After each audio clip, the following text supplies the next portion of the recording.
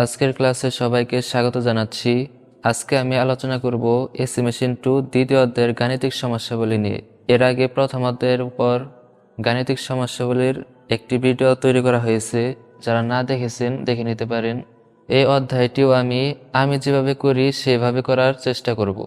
আশা করি এই টেকনিকে যদি আপনারাও করেন খুব সহজেই সমস্যাবলীর সমাধান করতে পারবেন। আসলে এই অধ্যায় থেকে রচনামূলক প্রশ্ন আসার সম্ভাবনা খুবই কম, তবে সংক্ষিপ্ত প্রশ্ন থাকবে ইনশাআল্লাহ। আর আমরা দুইটি টাইপের অঙ্ক করব, আর এই দুইটি থেকেই আসবে ইনশাআল্লাহ। মজার ব্যাপার হচ্ছে একটা টাইপের দুইটা টাইপ আছে, আমি দুইটা টাইপ থেকে একটা একটা করে করাবো, আর এই দুইটা অঙ্ক করে পুরো বইয়ের পুরো দ্বিতীয় অধ্যায়ের অঙ্ক শেষ হবে। সহজভাবে করার চেষ্টা করব ইনশাআল্লাহ। এই অধ্যায়টি করতে গেলে এই সূত্রগুলো দেখতে পাচ্ছেন, এগুলো প্রয়োজন হবে। এগুলো আপনারা স্ক্রিনশট করে নেবেন অথবা লিখে নেবেন। সূত্রগুলো বইয়ের সাথে হুবহু নাও মিলতে পারে, আমার সুবিধার জন্য আমি নিজের মতো করে লিখেছি, তবে অঙ্ক করলে ভুল হবে না। এই নামে করবেন ইনশাআল্লাহ, একদম সহজ লাগবে। এখন আমরা গাণিতিক সমস্যাবলীর সমাধান করব।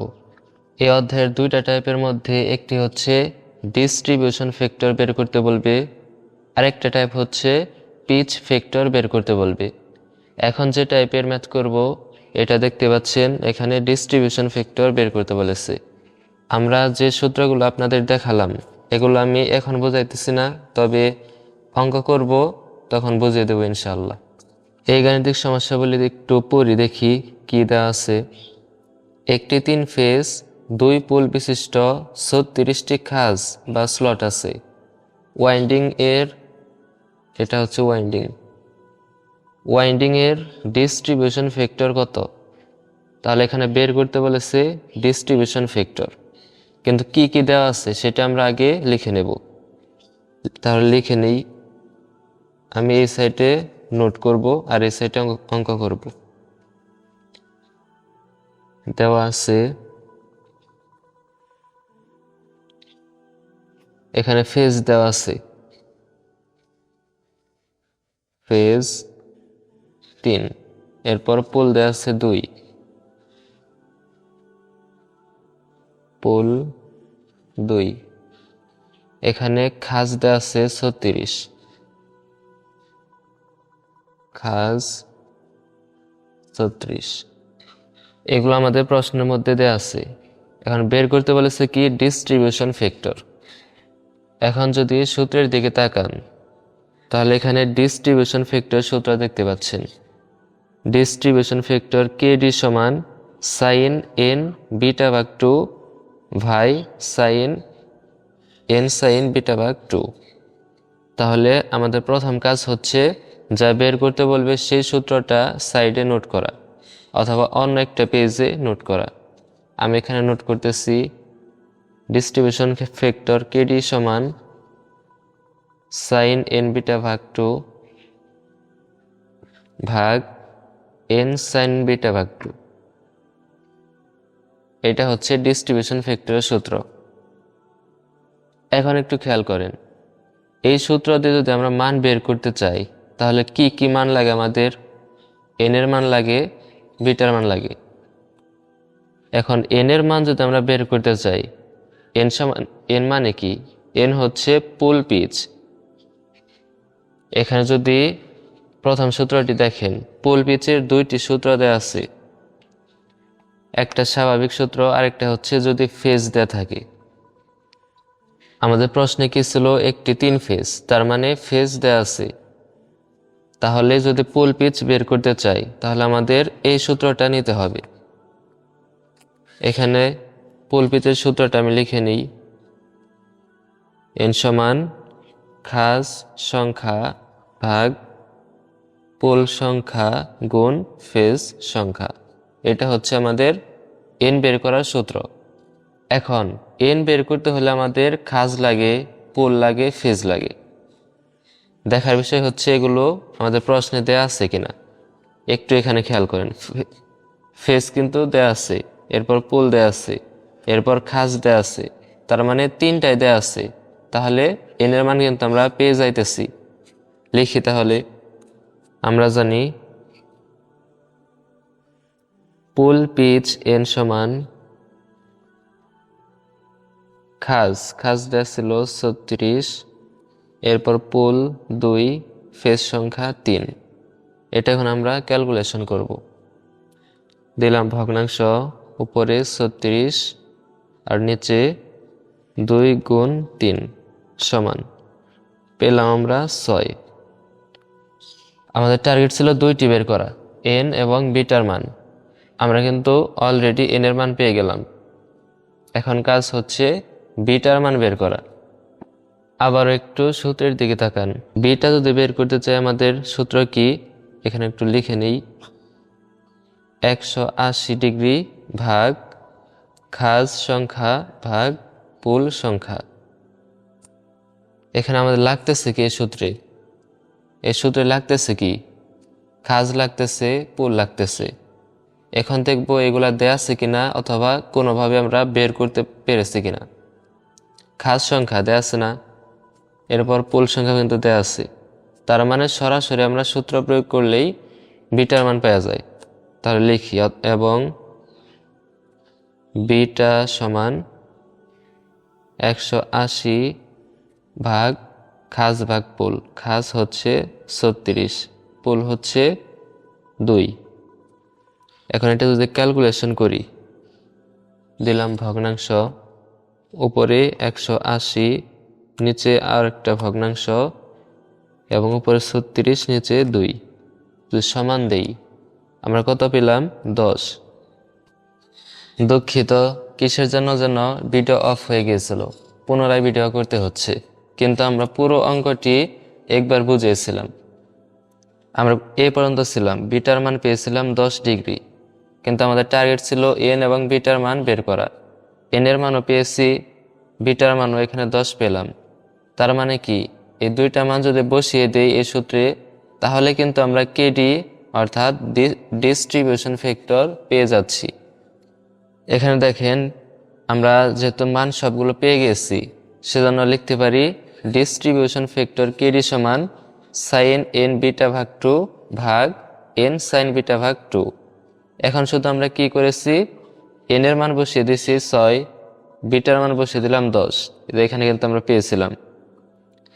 নিচে কি ছিল, এন সাইন বিটা ভাগ 2, এন এর মান 6 বসালাম, সাইন তো সাইনই, বিটার মান 10 বসালাম, ভাগ 2।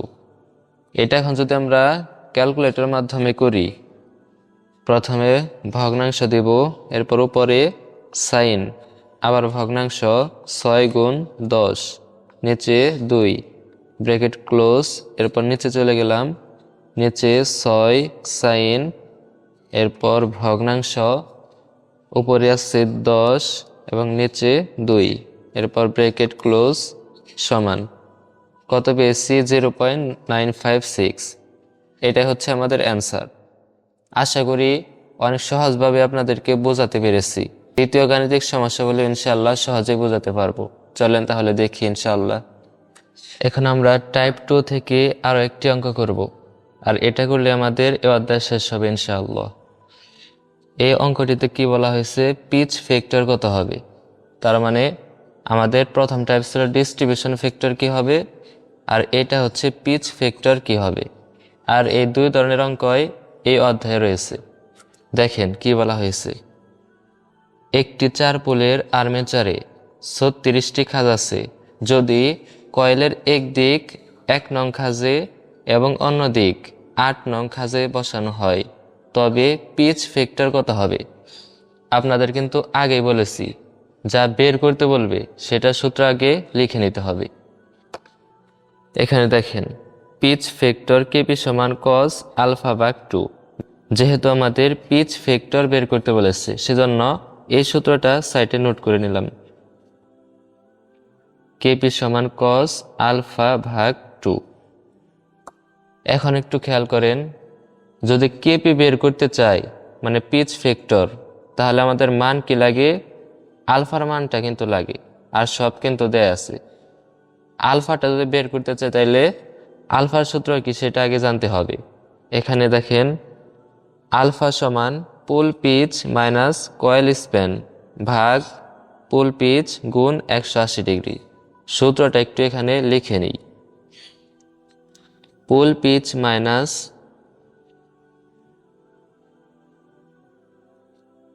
কয়েল স্প্যান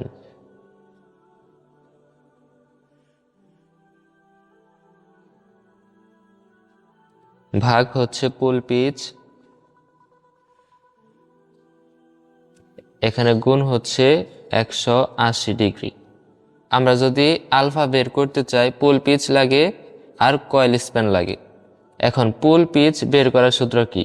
পুল পিচ এখানে দিয়েছি না, দুইটা সূত্র দিয়েছিলাম। একটা হচ্ছে যদি ফেজ দিয়ে থাকে, আমাদের কিন্তু ফেজ দেওয়া নেই, এই ডাকের মধ্যে ফেজ দেওয়া নেই, এজন্য এই সূত্রটা কার্যকর হবে না। কিন্তু উপরের সূত্রটা কিন্তু স্বাভাবিক নিয়মে এটা দিয়ে করতে হবে। তাহলে পুল পিচ বের করার সূত্র হচ্ছে খাস ভাগ পুল।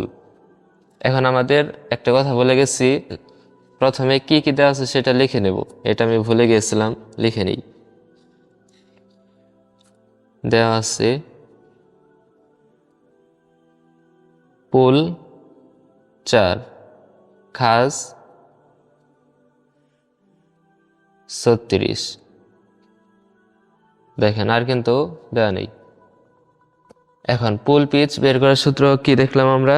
খাস ভাগ পুল সংখ্যা, তাই না? এটা তাহলে লিখি পুল পিচ, যেহেতু আমাদের পুল পিচ আর কয়েল স্প্যান দরকার হবে, পুল পিচটা আগে বের করি। পুল পিচ সমান খাস 36 এবং পুল সংখ্যা 4। কত পেলাম? 9 পেলাম, 4 নং 36 একটা পেয়ে গেলাম। এরপর কি? Coil span. কয়েল স্প্যানের সূত্রটা কি এখানে একটু দেখেন, শেষ খাস সংখ্যা মাইনাস প্রথম খাস সংখ্যা। মানে যে এখানে একটু খেয়াল করেন টাকের দিকে, এখানে কি বলা হয়েছে? যদি কয়েলের এক দিক 1 নং খাজে, অর্থাৎ এটা হচ্ছে প্রথম দিক, অন্য দিক 8 নং খাজে বসানো হয়, আর এটা হচ্ছে শেষের দিক, তার মানে সূত্রটা হবে এরকম, একটু লিখি। কয়েল স্প্যান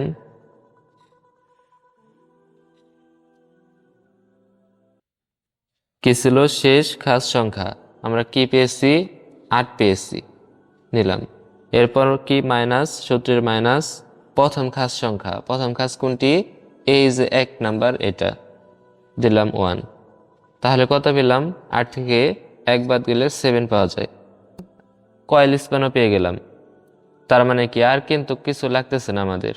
তাহলে এখন আলফার মান পাবো না, লিখি অতএব আলফা সমান, আলফার সূত্রটা এখানে দেখতে পাচ্ছেন, আমি শুধু মান বসিয়ে দিই। পুল পিচ 9 মাইনাস কয়েল স্প্যান 7 ভাগ পুল পিচ 9, সাথে গুণা ছিল 180 ডিগ্রি।